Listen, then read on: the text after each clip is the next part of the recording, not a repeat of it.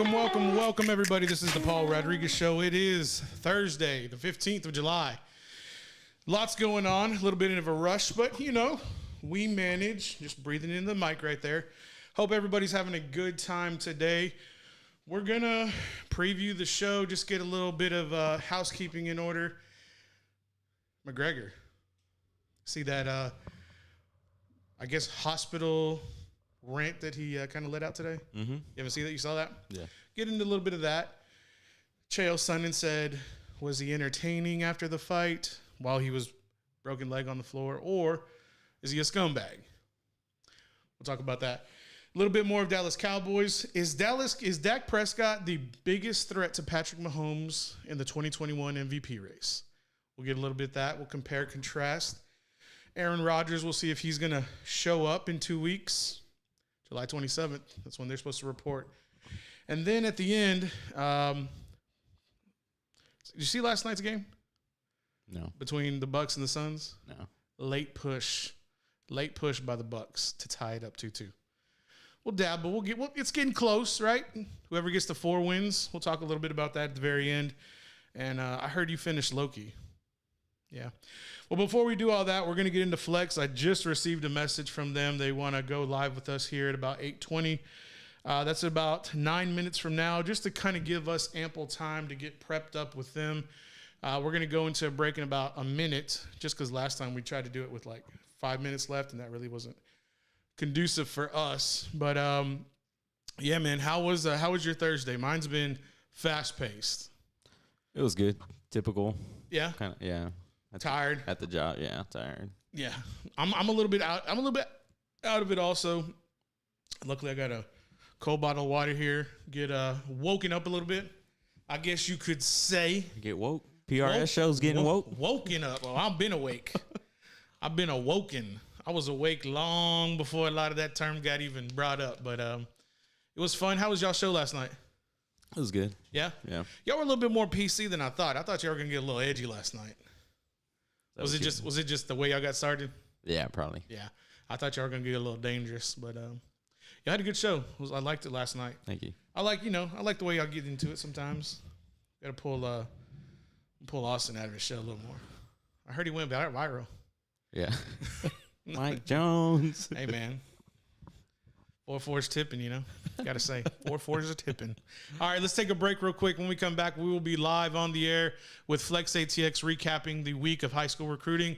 It was big. We'll be back.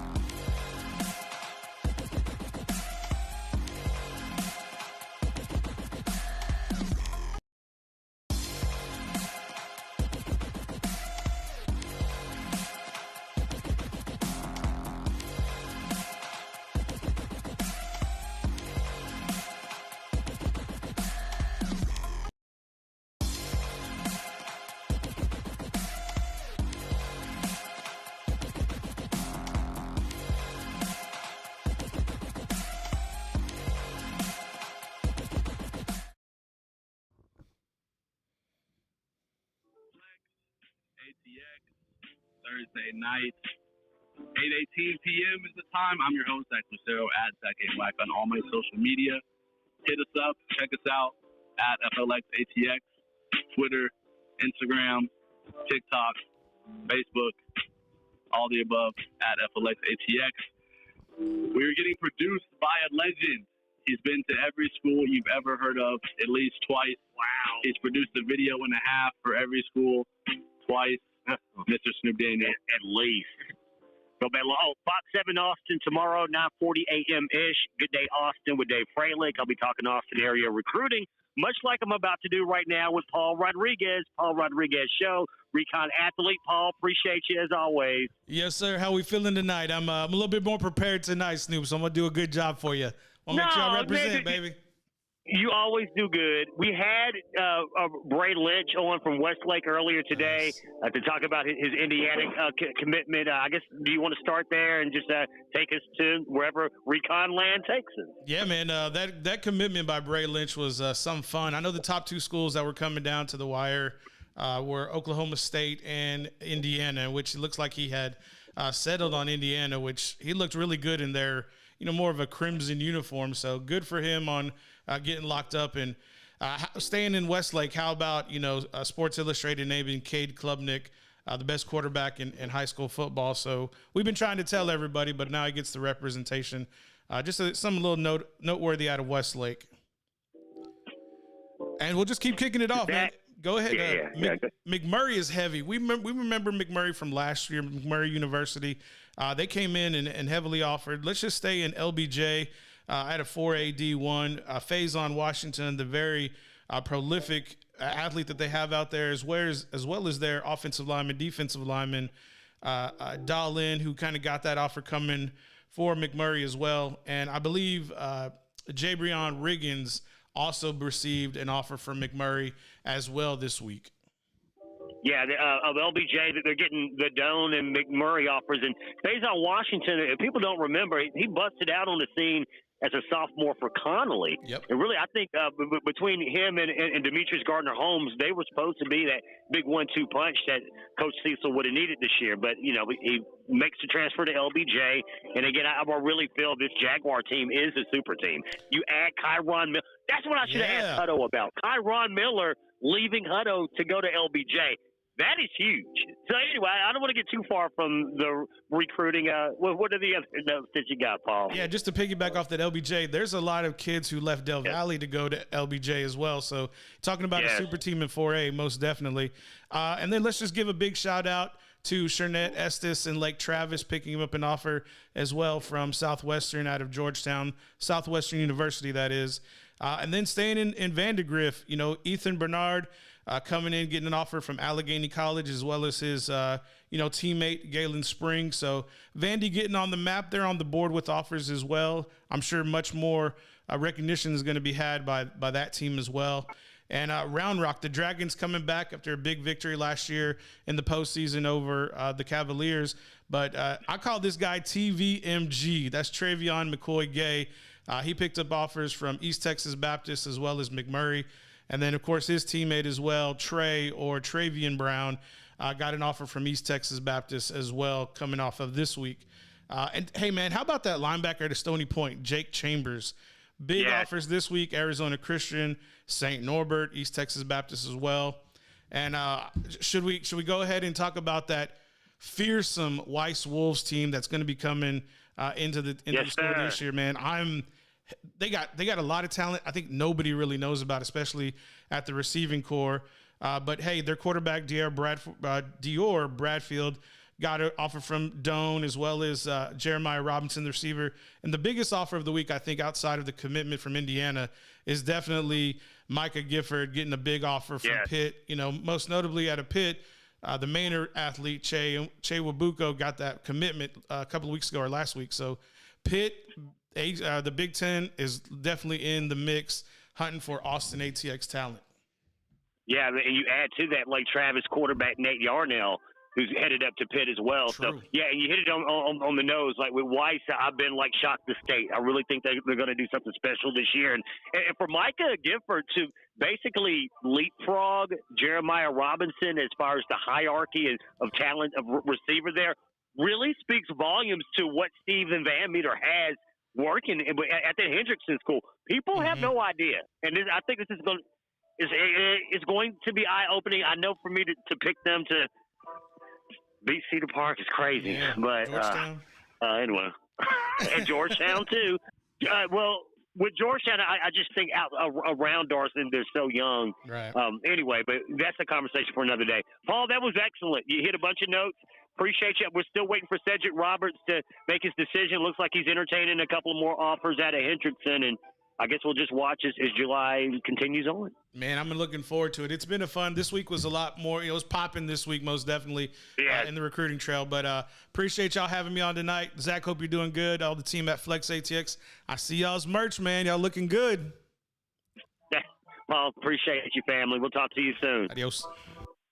Adios. Paul Rodriguez, Recon Athlete. Hey, guys. Let's go ahead and take care a little. I just want to make sure that we had the call ended. I appreciate Flex having us on tonight. It was a fun time to kind of get, back in the saddle. Had to make sure, was prepped up this time. You got to be professional. When you're in the big city, Austin, Texas, you got to make sure you become correct, because fofo's tipping, That's what they say. I don't know what that means. Or do I? I was going to say you don't. Or do I? Let's get into a quick break. We had a good little 10-minute segment there. We're just going to regroup, get back into it, and I think Dak Prescott has a chance to be MVP. Do you? Yeah, for sure. Are you just saying that? No. Because you want to talk about Aaron? No, I mean, I think he does. As long as it's not in garbage time, I think that's going to be the biggest As long as thing. he stays healthy. Oof, putting that voodoo on him. All the Cowboys fans, no, don't say that. All right, we'll talk about it when we come back.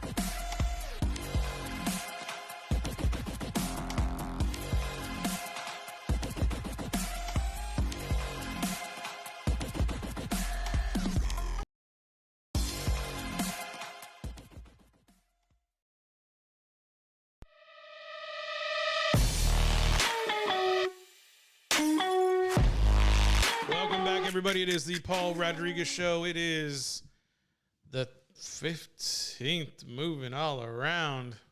There's a lot going on right now. I'm trying to pull James out of his he's making it. He's gonna make it. I'm looking forward to him making it. Dallas Cowboys, Dak Prescott. That was kind of one of the questions that got brought up today. Well, can he be MVP? I think the answer to that question is easy. The answer to it is yes, he can be MVP. I think the more interesting dive I think to look into is what are his chances to go ahead and compete against Patrick Mahomes and probably Tom Brady and Aaron. I'd probably have to say are the front runners for the MVP going into the season. Right now, Dak and I believe also Matt Stafford are 18-1 favorites or have 18-1 odds to win the MVP. I mean, we all got to really see how Dallas was able to go ahead and like move the ball during trash time, and I think if that's to be the biggest, I think if that's where Dak's going to make all of his yards, it's not going to be as impressive as if it were be in like crunch time whenever he has to like go on the road or come from behind after scoring like 28, 30 points and try to go get a game-winning drive where you may not be able to use all the tools available necessary to kind of get big chunk yards, but more of like doing what people are more accustomed to what you were doing, which is just dinking and dunking, dink and dunk Dak, right? That's what everybody likes to say, dink and dunk. Well, he's got more weapons now. I think more weapons that can kind of take the top off the defense, which when CeeDee Lamb, which I said yesterday, I'm so high on CeeDee Lamb just because of what his production was in college and how he like completely torched the Big 12 whenever he was at Oklahoma. And you got to remember, like, he was catching balls from Baker Mayfield when he was a freshman out of Richmond, Texas. And so for CeeDee to now be playing pretty much in his backyard, I mean, Dallas is so close to Oklahoma. Dallas is relatively close to Houston, which is right where Richmond is right outside of. And so he's playing in his backyard. And for him to, be wearing that 88, he's going to have to come out of his, I guess, proverbial shell. He seems a little bit more introverted than extroverted. I mean, I guess it's kind of hard to be compared to Michael Irvin and be extroverted because Michael's just like to the 10th degree extroverted. And I think that's where Dak's really going to have to lie. But if his offensive line can take care of him and do what it was doing in his rookie year, I think he's going to have so much more success with all the experience he's been able to gain. But at the same time, it's like you said in our break, James, like he has to stay healthy. And it's like, how is he going to overcome the little nagging injuries? Like, maybe you have some kind of bruise on your back or bruise on your ribs or, God forbid, like your hand hits the helmet of an opponent. That is usually happens to a lot of quarterbacks. How are you going to overcome that? Is Dak mentally strong to get through and have an MVP campaign? Yes, 100% I believe he's capable.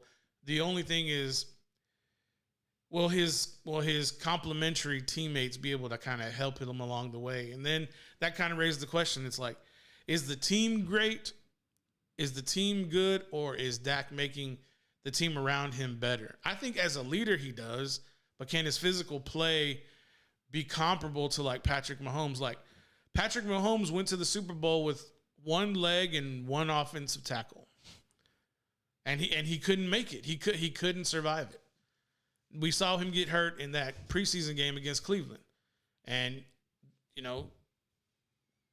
fortunately they were able to win that game because if it wasn't for a 3rd and long for, I forget who the backup quarterback in Kansas City was, to make up that yardage and convert, they would have given the ball back to Cleveland, and Cleveland probably would have controlled the ball to go down and score and knock out Kansas City.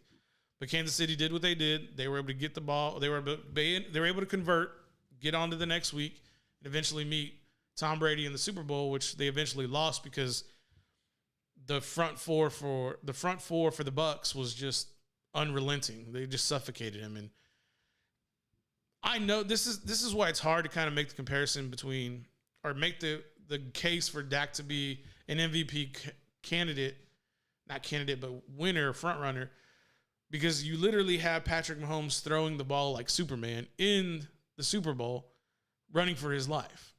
And we haven't seen Dak do that. The only thing we've seen Dak do is have the grace to like sustain a major catastrophic injury, stay strong while losing his brother, and then coming back and having a major role as a leader in the locker room for the Cowboys. Meanwhile, signing one of the richest deals in the NFL for quarterback or in the league. So the intangibles are there. It's like, can you produce and make your team better? That's what we're going to have to really see. And it's, I mean, I'm more concerned with the team winning than I am like this personal award. It's like, I don't care if you're the MVP. If you're the MVP and Dallas doesn't get to the conference championship, what does it matter? And I think Dak has that same kind of mindset, just because I think that's just the way he's wired. Is it going to be a good feather in his cap? For sure. Did Patrick Mahomes make it to the Super Bowl whenever he won his MVP? No, he actually didn't even make it to he didn't even make it to the AFC Championship game. Seems like most of the time they don't. Right. It's like same thing with Lamar Jackson. You get the MVP, and then the next year you start making a run towards the Super Bowl. And so it's like, is that what we're going to see from Dak Prescott this year? And then next year they make their run because Dak understands how to travel the playoff road. He understands how to, maybe prepare his body a little bit more effectively for the long haul. And remember, there's 17 regular season games now. There's not 16. They'll be like, oh, that's just one extra game. It's like, yeah, that's one more extra game to potentially get knocked out for the season or sustain a nagging injury that's going to bother you, like how it's been bothering Cam Newton for 5 years. Cam Newton says he has not been healthy in 5 years. This is the first year he's fully healthy. And so we can obviously see his Cam production ramp down. But there's one other name, and this is just kind of just to lead into the quarterback MVP scenario. We can't forget about Rodgers, and we can't forget about Russell Wilson. Russell Wilson had a nasty offseason for like a month. And what if he goes off on a vengeance tour like Aaron did last year and throws a wrench in the proverbial system? Everything's on the plate for Dak. And those are his competitors. Russell Wilson being vengeful. Aaron Rodgers being spiteful. Superman and Patrick Mahomes, the GOAT and Tom Brady, and having to navigate this road. And let's not forget about Matt Stafford in LA is going to be in a high-powered offense with Matt, the kid genius, and McVay. There's a lot going on, but it's so exciting now because we kind of just see what's going to be. We're going to see the top teams and who they're prepped up, but we have to live with the caveat. We have to live with they're the Dallas Cowboys. And like Stephen A says, the Dallas Cowboys will let the Dallas Cowboy fans down. And it's true, and it doesn't happen in September. It doesn't happen in October. But in December, for some reason, the Dallas Cowboys just fall off the map. They fall off the cliff. They're in the hunt until December, and then it goes sideways. So there we have to really kind of take in notions like, if you're a Cowboys fan, it's going to be game by game. And if y'all don't know this now, that defense is going to bend but don't break. Give to the 20 and hold on for dear life, similar to Wade Phillips. And they'll probably shut people down inside the 20. That's what they're built for.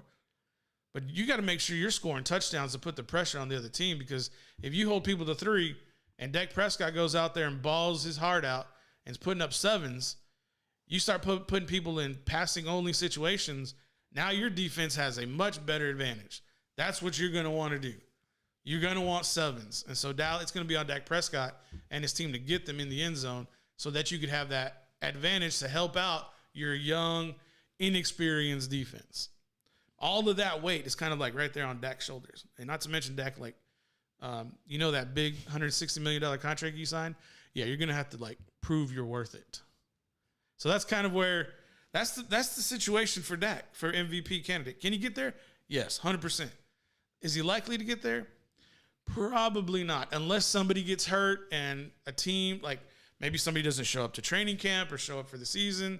Maybe, Russell Wilson is stymied in the NFC West. There's a lot of talent out there. Maybe he gets overshadowed by Stafford with the LA Rams. I mean, they're playing in a new stadium. They didn't get to play in last year. There's a lot going on. I mean, I'm just curious for Dak. I'm excited for Dak to kind of get on this road, and it's like everything just seems in place for them to be successful. And it's like, well, are you putting the level of success for Mahomes and Tom?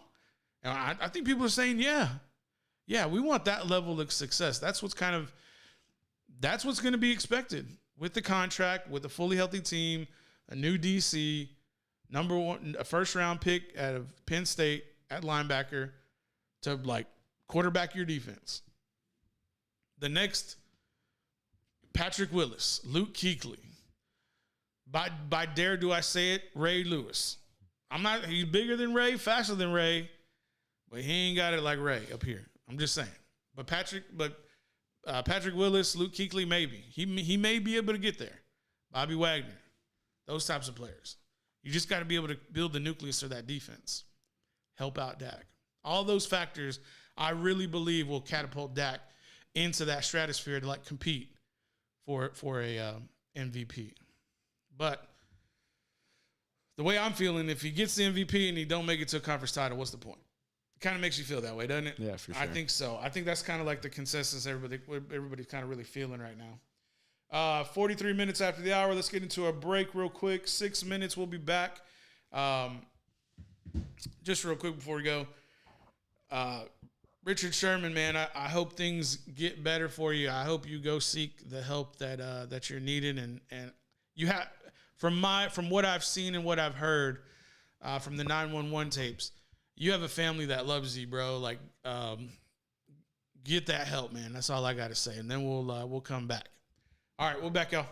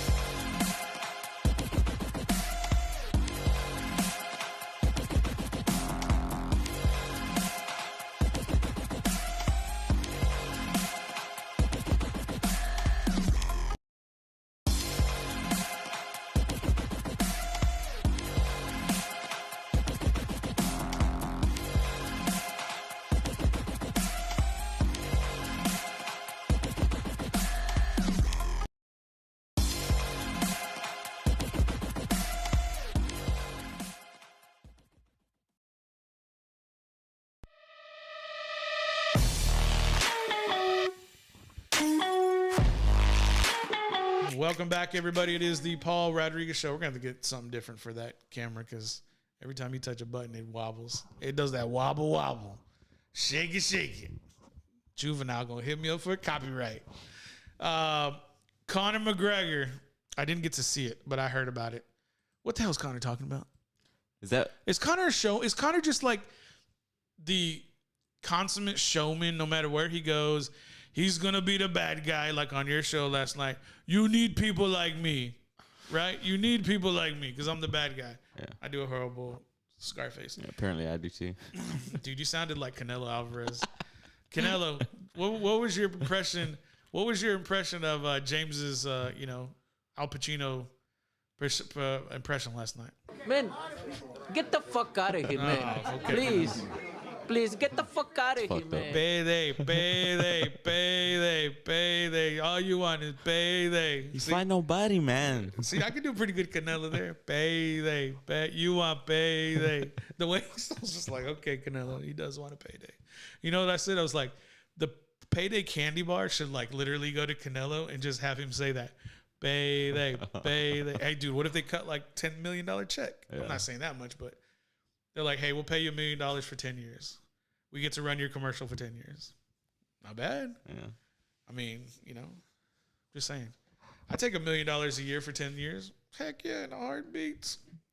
I'm just saying. Anyways, Conor, is he a scumbag or is he just an entertainer? I think both. Right? That's what I thought when I heard Chael kind of talk about this last night from his bad guy show, not the Chael Sonnen show with I don't know somebody. That's another thing we'll probably get into. Apparently, like Ariel Helwani went on Le Batard's show and was just like mad trashing ESPN because he was like these blah blah blah, these blah blah. He's talking about ESPN. He's dogging the shit out of ESPN, and he's saying like they give these new football players a show with DC and Chael, and they run promos right in the second biggest pay-per-view in UFC history with DC and RC and Chael and whoever. He was like salty because he was like, they never ran a promo for me. I can't talk as high as he does because, I don't know. I got beard. I guess he does have hair on his face too, but not like mine. He don't. Did you see all those like ESPN had like a lot of their people out for coverage like before the like when the fights when the pay-per-view kicked off. Talking about Stephen A. Him, they had, and then they had those guys outside. Stephen A. does not need to be there. You know who does though is Max Kellerman. Yeah, he deserves to be there because Max Kellerman covers boxing. Yeah. He knows the fight game. Him and Teddy Atlas. See, that's the thing. Were they the ones that were outside? I don't know about Teddy Atlas, but I know Max was. They had them outside. They had Stephen A. and that whole little panel inside, like up on the top. Yeah. And then, of course, the UFC had, Joe Rogan and all of them. So it's almost like they're trying to make it like the football, like a big football event. Because that's what they do for college football and for pro football. Yeah. They'll have like one crew on this side, another crew outside, and then another crew like, in the box or in the booth to call the game. College game day. Yeah, so like something like College Game Day or NFL Live, before the show starts. But that seems to be like they're like let's take this formula, this system that we use for football, and let's apply it to UFC and see what happens. I just thought it was excessive. Yeah, me too. You thought because that's not what y'all are used to, right? Like UFC fans are used to just kind of like Joe Rogan. Joe Rogan. Whoever's calling now DC. Yeah. So whoever and John Anik. John Anik. Yeah. God damn it. Yeah, they're a great trio. I like hearing all of them. I think they're a good trio. Yeah. Yeah. It was. I guess. I don't know. I liked what was the guy's Goldberg before? Mike Goldberg. I liked I liked the way he called the fight. John Anik is just a little too nasally for me. He's just a little too. I don't know. Maybe it's just so Joe can shine. Because Joe's not a big guy. He doesn't have like a big voice. Like DC kind of talks over him at times. And so I think that's kind of their like, let's feature Joe more. Joe's in the middle. Joe always wears black. Joe gives DC shit when DC wears black. So, I mean, then John Anik wears like, this salmon blazer with his blue pants. I was like, dude, you're in Vegas, right? I mean, I guess you want to be Pink Flamingo. I don't know. But getting back to Conor, it's like He is a scumbag entertainer. Is he a scumbag entertainer or an entertainment scumbag? Scumbag entertainer. You think it's the scumbag? Yeah. You think he really has like malicious intent? Or do you think that's just what he feeds? Like he feeds, he's like, oh, this is some good dirt. I'm going to say this. Because he obviously does a little bit of research. Yeah. And he know, like, if you got, like, who was it? I think when he fought Khabib, there was, like, another guy who possibly, allegedly had ties to, like, terrorists. Yeah. You're talking about Ali Abdelaziz. Yeah, that guy. I don't know these people's names. He manages. So he's a UFC manager. He manages a handful of fighters. Kamaru Usman, one of them. So he was calling him a rat, right? He was like, "You're a rat. I know you." He says, then he like mentioned a name. Yeah. He was like, "Oh, you think I didn't know about that?" And it's like, yeah, you know, yeah. There's YouTube videos. I watched some videos. Went on a little deep dive on that guy. On the Aziz. Yeah. Yeah. I mean, I wouldn't surprise me. I mean, in Dagestan, Yeah. apparently in Dagestan, it's like dog eat dog, like literally survival of the fittest. Yeah. That's why Khabib's like, I run mountain, I fight in street. You can't fight in street here. It's like, well, Khabib, you can fight in the streets. It's just you're gonna end up losing when the boys in blue show up. Everybody usually does. 20 minutes later. Gosh, dog. I mean, not in San Marcos, not on the square, not outside of Nephew's. Don't tell me how I know, but I synced it from distance. That was one thing in college. I was like, I'm staying away from that place. I've never been in there. I know. Really? I'll never go in there. Never. Not one time. We had $1 million sponsorship. They wanted to meet you there. Yeah, we can meet outside. It's like, we can meet there later. I'm not going in there. So I'll meet me at Nephew's at 11 o'clock p.m. It's like, no, you're going to meet me at, I don't know, where would we meet? You can meet me at St. Pat. What is it? No, I would meet at I was like, you meet me at Herbert's. I'm going to get me some queso, and I'm going to get me a burrito, chili con queso. That's good stuff. That's good eating right there. So, yeah, I guess, I mean, he is a scumbag entertainer, right? It's got to be like the first one. I mean, they're going to make that fight happen. They're going to do it. Against their better judgment, they're going to do it. The question is, are they going to let Conor fight? Are they going to let him get one under his belt first?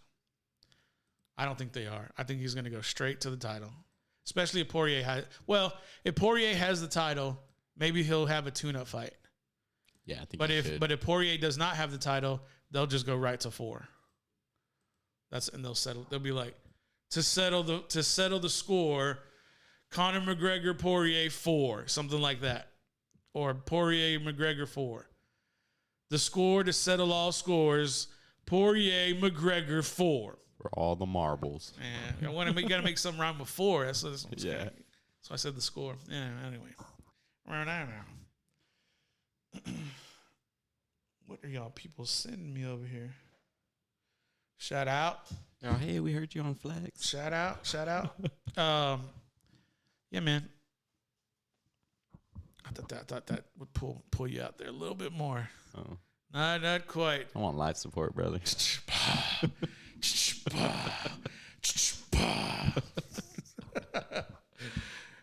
Captain, it just can't do it.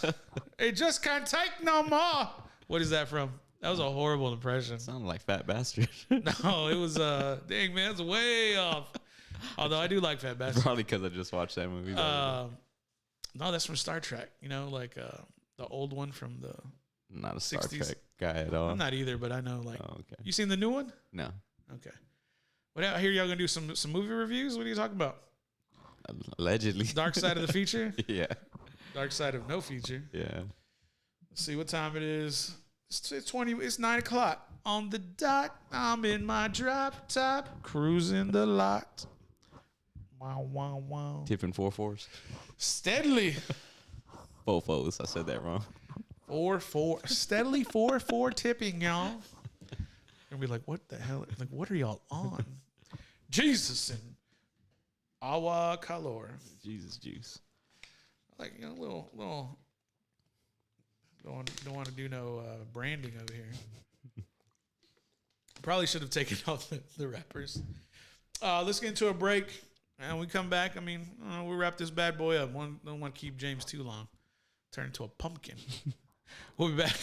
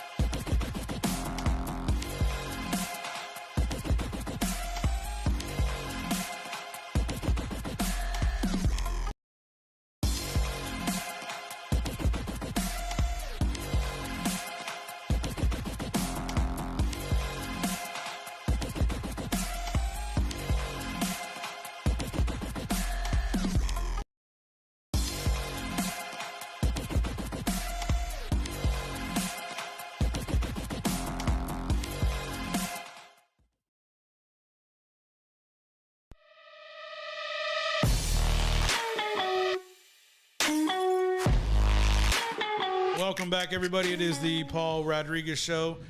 We just went live on Instagram on the Instagram Paul Rodriguez page. Nobody's really watching yet, but maybe we're experimenting. We'll see how this fares. Maybe we can incorporate this into the daily show. We'll see. Give us a like if you like it. Go over to Recon Athlete as well. Give us a follow. In addition to the Paul Rodriguez Show on Instagram, pretty much everywhere. Instagram, Facebook, Twitter. For Twitter, we're at P Rodriguez Show. But yeah, Instagram is live at the moment. NBA Finals wrapping up. Well, I wouldn't say wrapping up. Last night, the Bucks tied up the series at 2-2. Got to really just see the last finals or the last final minutes of the game. Is Chris Paul in a COVID funk? This COVID cloud? Is that what I mean? We saw what happened to Cam Newton during the football season. He just had COVID right before the finals. I mean, is he in a funky mood? They did jump out 2-2, 2-0, which he didn't play. But now that he is playing, they haven't been able to win a game yet. Yeah, I saw they were praising him. Of course, Western Conference Finals, and now I'm just like, haven't heard nothing because I really haven't watched the. Yeah, but you're definitely seeing the highlights. I mean, they're all over social media. It's kind of hard to miss. Unless you're working like 16 hours.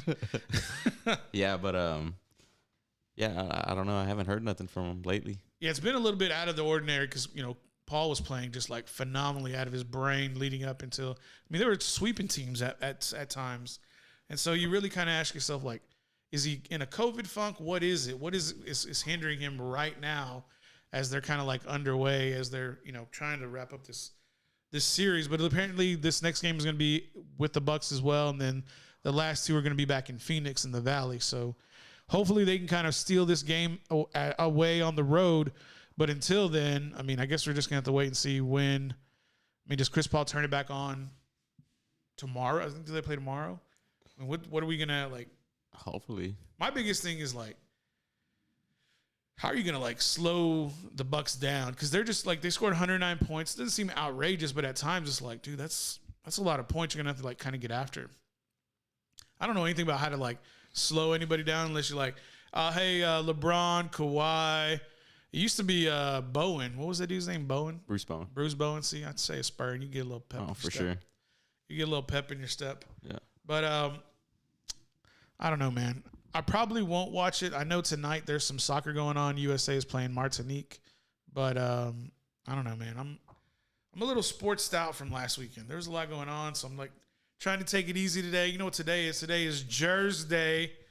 I had to like double up last Friday and watch 2 episodes in one, so I was digging on that. A little high drama. They're making stuff up now. It's just like total. They're literally like fishing. They're like, hey, can we make up the story and like run it in your life, and then we'll document it, and then we'll have a quick fix. That's literally what's going on right now. But it's cool. It's fun to see, like, those are people, you formed your college years with. Is it nostalgic for you? Yeah, that's all it is. That's the only reason I watch. It's like, oh yeah, we'd pregame with y'all, and then we go out, and then everybody's like old and has kids, and like, their parents, and they're like, oh, I gotta leave. You're leaving the show to go, because your child is sick or hurt or whatever. It's like, what is going on? They tie that into the drama, like, oh, she left because she was on it to avoid me. It's like, or maybe her kid was sick. I don't know. Maybe she's a responsible parent. Maybe. Who knows? Maybe. Tomorrow, what's it looking like? Tomorrow is Friday. We need the football to kind of like kick off because we're reaching here. Unfortunately, we had one unfortunate event with Richard Sherman, and like I said, I wish him well. We'll see how it fares, but I think he has a family that is going to support him through whatever he's going through mentally. So I'm kind of hopeful on that end, but unfortunately, that has to go this way. So that's the only kind of sucky part that kind of has to feel about it, but he'll get over it. They'll get through it. Everybody gets through whatever type of times you live. Everybody goes through tough times too. So it's not like he's the only one or will ever be the only one, but people trying to personalize this. I think you should like literally pump your brakes. He's a good dad who takes care of his children, faithful to his wife. just has, is going through some mental stuff right now. And hopefully he gets the help he needs. Just saying. Anything else you want to leave the people with before we head out? No. Come on, man. Got to give them something. How